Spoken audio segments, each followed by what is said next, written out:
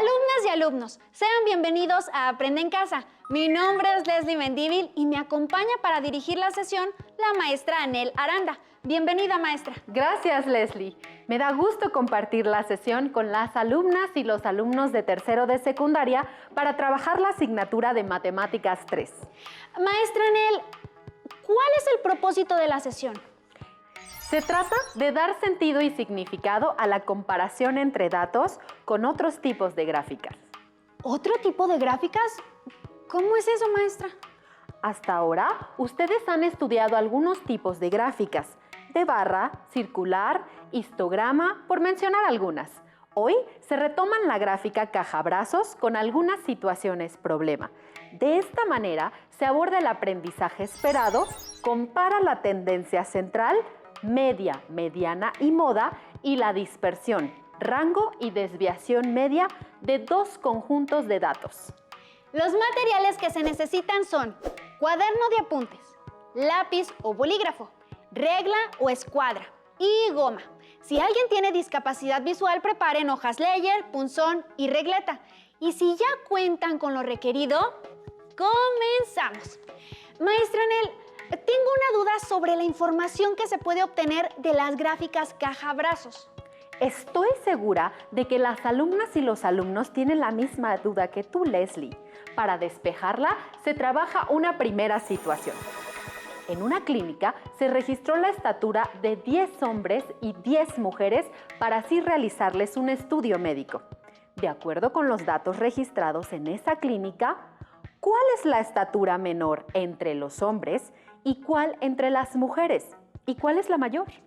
Por lo que se puede reconocer, la estatura menor en los hombres es de 1.45 metros y la mayor es de 1.64 metros, mientras que en las mujeres es de 1.47 metros la menor y de 1.60 metros la mayor. Exacto. Comencemos calculando el rango de los datos. Primero, con el grupo de mujeres. Se realiza la diferencia entre la estatura mayor y la menor. 1.60 metros menos 1.47 metros igual a 0.13 metros. Leslie, ¿puedes calcular la diferencia entre las estaturas mayor y menor de los hombres? Sí, maestra. La mayor es 1.64 metros y la menor es 1.45 metros. Entonces, 1.64 metros menos 1.45 metros igual a 0.19 metros.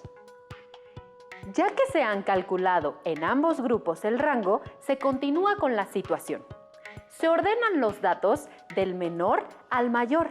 En este caso, en los hombres del 1.45 al 1.64 y en las mujeres del 1.47 al 1.60.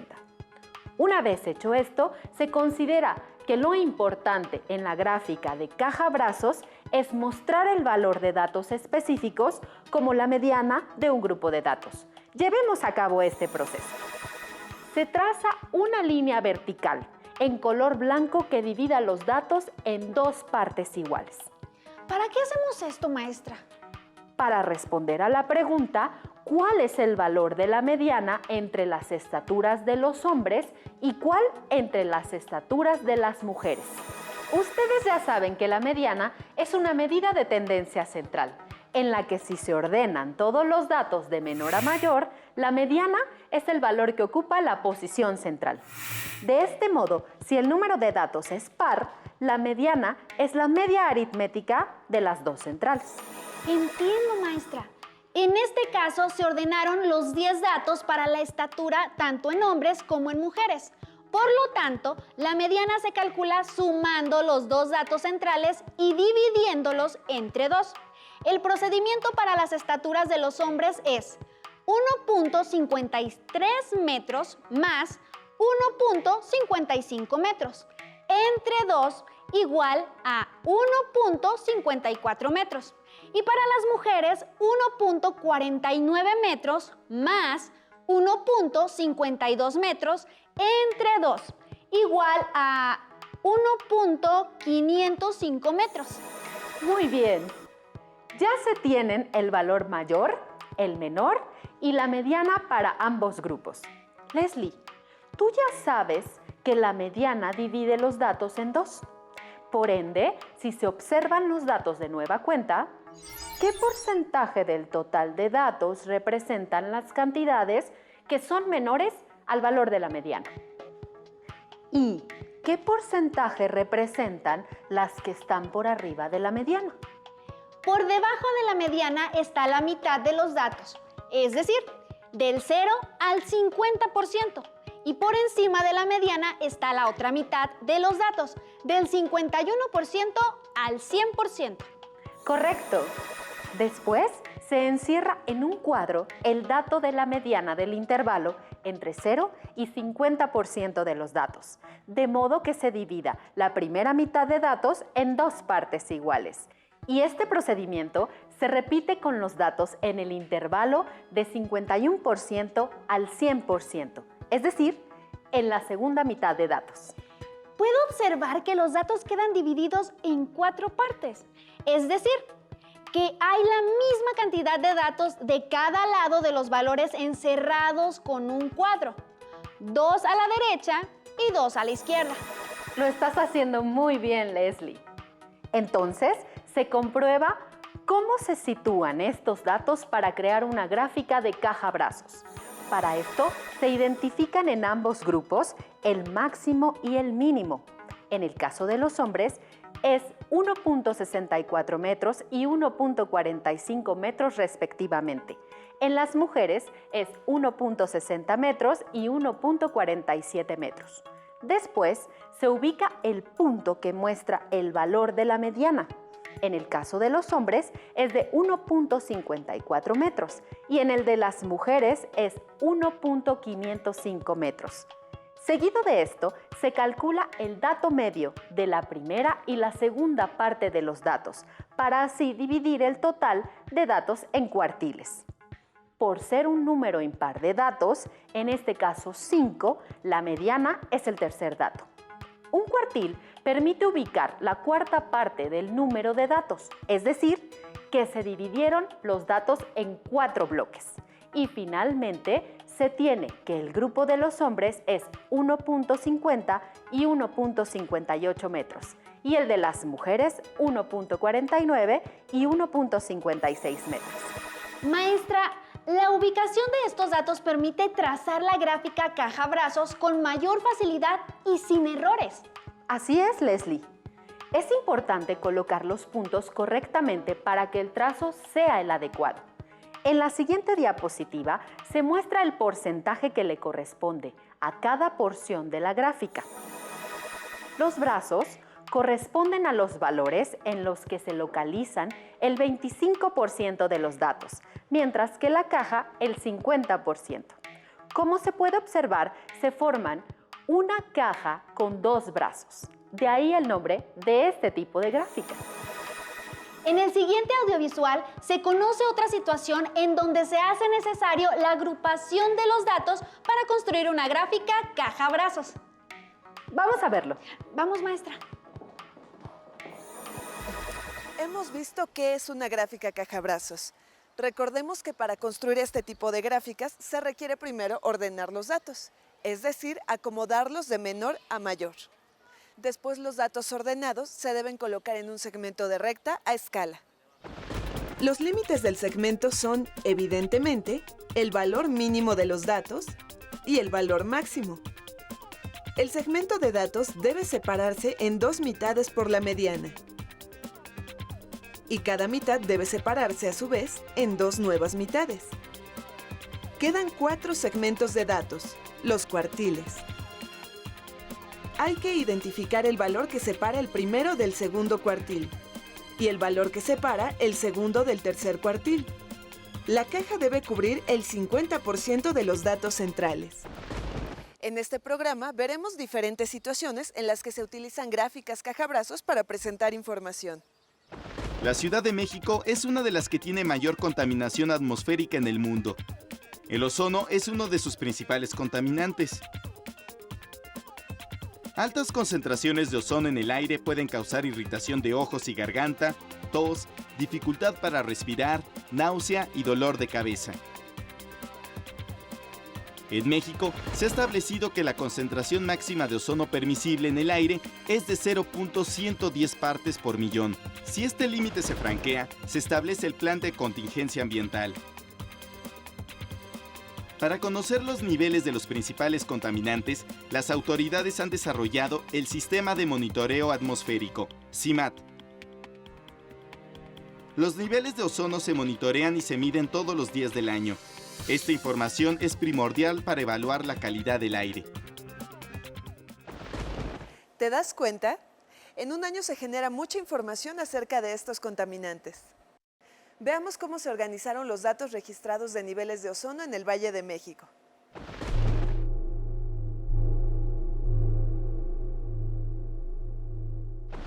Estas gráficas muestran las concentraciones máximas diarias de ozono para cada día de la semana, registradas entre 1998 y 2007. Cada día de la semana es, a su vez, una gráfica de cajabrazos colocada de manera vertical. Por ejemplo, para construir esta parte de la gráfica se midió, para todos los lunes entre 1998 y 2000, la concentración máxima de ozono. El proceso se repitió simultáneamente para todos los días de la semana. Analicemos los datos del 2007. Los máximos niveles de ozono se registraron los días viernes y sábados. Ello provocó que al menos un viernes y sábado del 2007 se activara el programa de precontingencia ambiental. Por otra parte, el lunes es el día en que más del 50% de los registros de ozono estuvieron por debajo de la norma. En los demás días, el 50% de los registros estuvieron por arriba de la norma. El domingo es el día con menor nivel máximo de ozono. Sin embargo, aproximadamente en el 75% de los registros para este día de la semana mostraron, al igual que los sábados, concentraciones de ozono superiores al valor de la norma. Observa que las concentraciones máximas diarias de ozono registradas en 2007 han disminuido en relación con los años anteriores. Cuando se realiza un estudio o experimento estadístico, se obtienen datos que al organizarlos y analizarlos proporcionan información. Como se explicó en el audiovisual, en ocasiones resulta de ayuda comparar varios conjuntos de datos para tomar una decisión adecuada sobre la situación o el fenómeno que se estudia. Así, mediante la gráfica cajabrazos, se muestra de manera clara y global la distribución de los datos de estos conjuntos.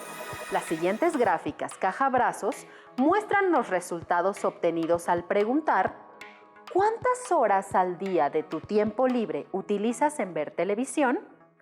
¿Cuántas horas al día conviven contigo tus padres o tutores en los días de trabajo? Leslie, quiero que observes ambas gráficas con cuidado. ¿Cuál es el porcentaje de los alumnos que conviven con sus padres o tutores de 0 a 3 horas? Se considera que es el 25%, dado que es la sección de la gráfica que corresponde al primer cuartil. ¡Excelente! Y dime, ¿cuál es el porcentaje de los alumnos que se dedican a ver televisión entre 9 y 10 horas? Lo que se observa es que el último tramo de la gráfica cajabrazos muestra el 25%. Si los alumnos que miran televisión entre 9 y 10 horas están en este tramo del brazo, entonces el porcentaje es menor al 25%. Eso es correcto. Pero maestra, puedo identificar que las gráficas son muy distintas. ¿Esto tiene alguna explicación? Tu pregunta es muy pertinente. Cuando se utiliza la gráfica cajabrazos para agrupar datos, se pueden establecer semejanzas, diferencias y relaciones entre las gráficas por comparar para dar conclusiones. Por ejemplo, en estas dos gráficas, la mitad de los alumnos ve 7 o más horas de televisión al día, por lo que la gráfica se encuentra más cargada hacia los valores mayores. En contraste, la gráfica con el número de horas que los alumnos pasan con sus padres o tutores al día, la mediana está ubicada en el 5. Es importante señalar que cuando uno de los brazos de la gráfica es más largo que el otro, los datos tienen un mayor grado de dispersión o de distancia entre los datos mínimos y máximos del cuartil. Así, para la gráfica de las horas de televisión, el primer cuartil tiene mayor grado de dispersión entre sus datos, mientras que para la segunda gráfica, la que muestra la convivencia con los padres o tutores, lo es en el cuarto cuartil. En el siguiente audiovisual se exponen dos situaciones problema cuyos datos fueron agrupados en una gráfica caja-brazos. Asimismo, se establecen semejanzas, diferencias, relaciones y conclusiones entre estas gráficas. Se les solicita observar el audiovisual con atención y, de ser posible, establecer sus propias relaciones y conclusiones sobre estas gráficas. Vamos a verlo, maestra. Vamos. Las gráficas de caja-brazos nos permiten presentar una gran cantidad de datos y su distribución de manera clara y sencilla. Por medio de ellas podemos conocer y comparar la tendencia central de los datos, así como su variabilidad. Las gráficas de caja-brazos se pueden construir tomando como referencia otras medidas de tendencia central. Veamos otra situación relacionada con la contaminación ambiental, la lluvia ácida.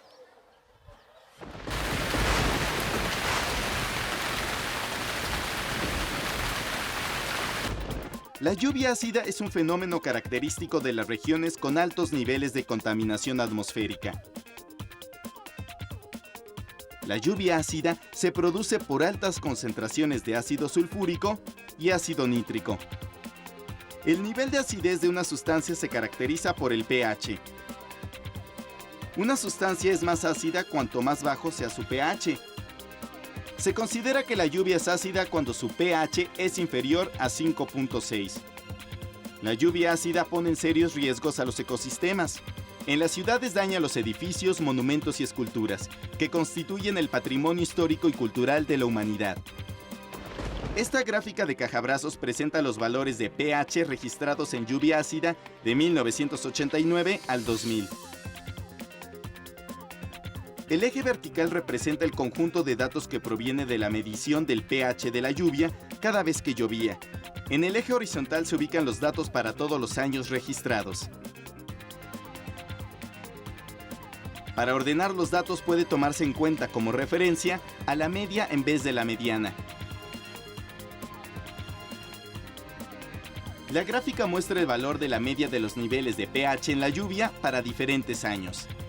Además, cada caja ubica el 10% de los datos y el 90%.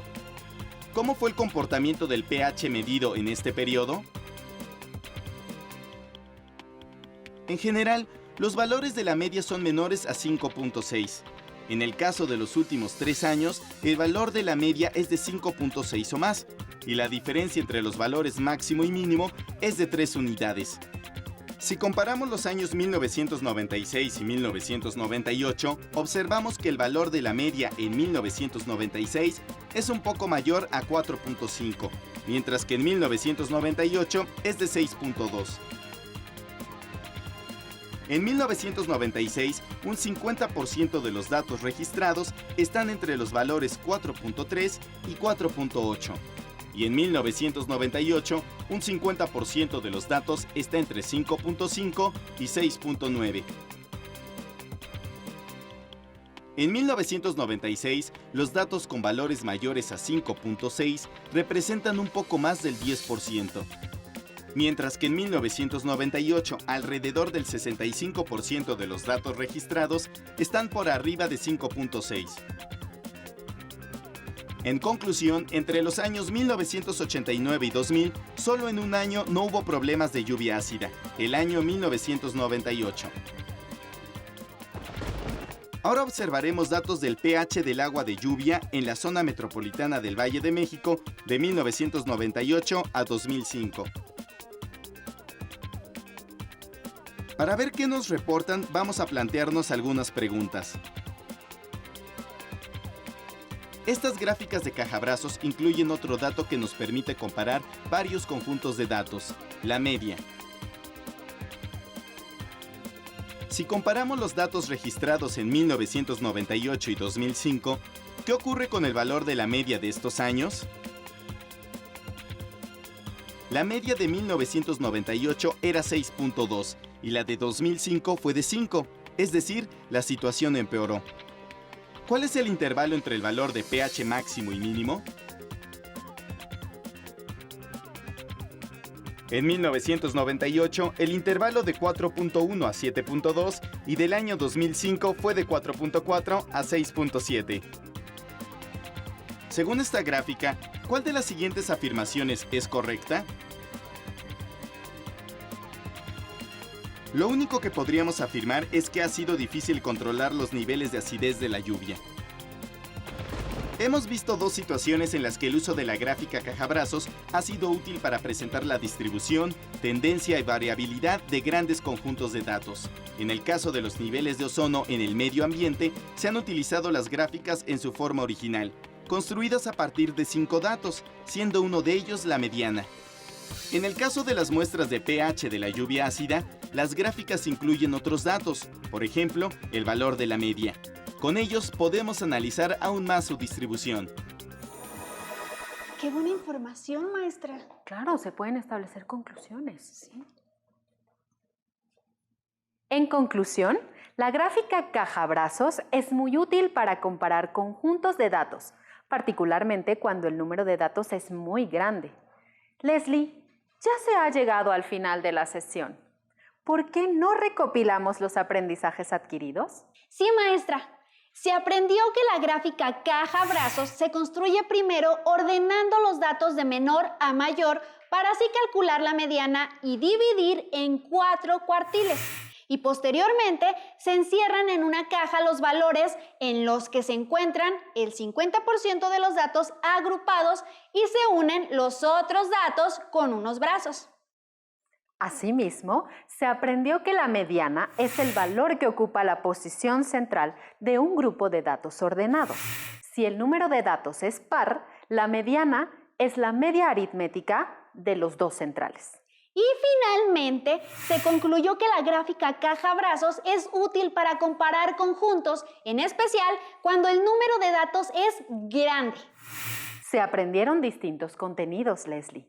Estoy segura de que los alumnos y las alumnas de tercero han sabido aprovecharlos. Como se ha mencionado, una gráfica caja-brazos es una representación que divide en 4 partes el total de datos. Y para repasar esto, se realiza un mayor énfasis en los pasos para construir la gráfica caja-brazos. Se ordenan los datos de menor a mayor. Se determina el valor de la mediana y a partir de este se forman 2 grupos. La primera mitad de 0 a 50% de los datos y la segunda mitad de 51% a 100%. Se divide cada mitad en 2 grupos para identificar también su mediana y así obtener 4 grupos. Y se identifica el valor más pequeño de los datos, que es el extremo inferior, y el valor más grande, que es el extremo superior.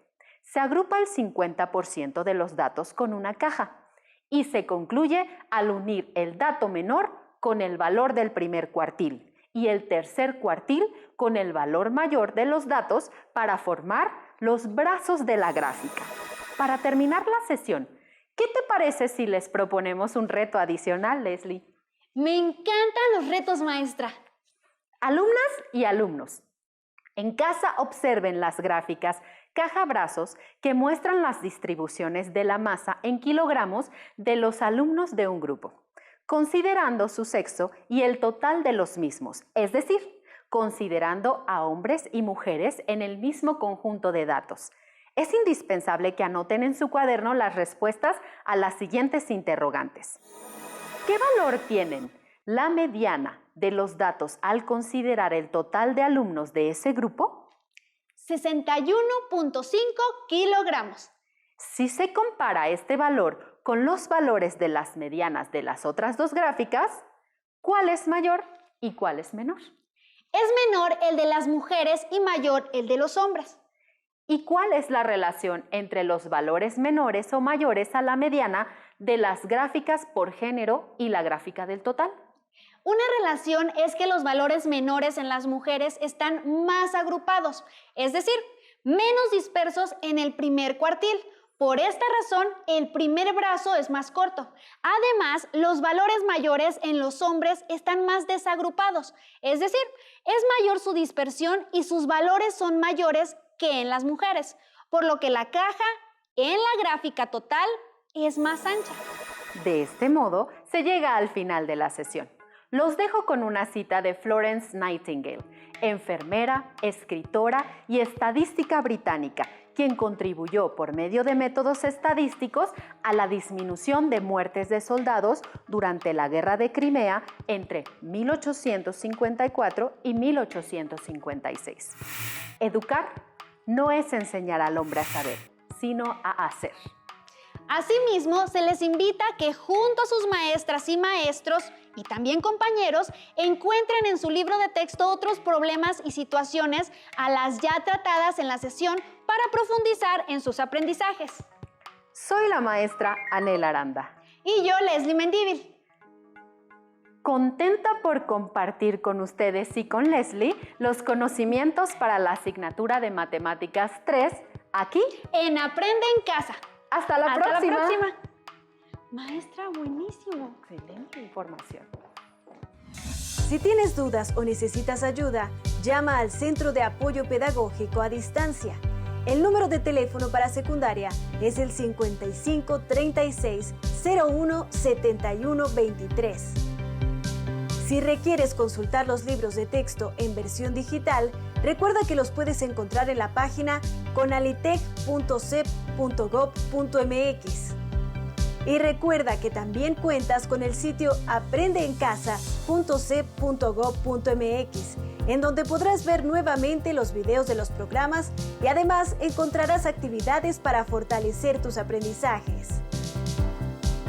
También te invitamos a que consultes la plataforma nuevaescuelamexicana.cep.gov.mx.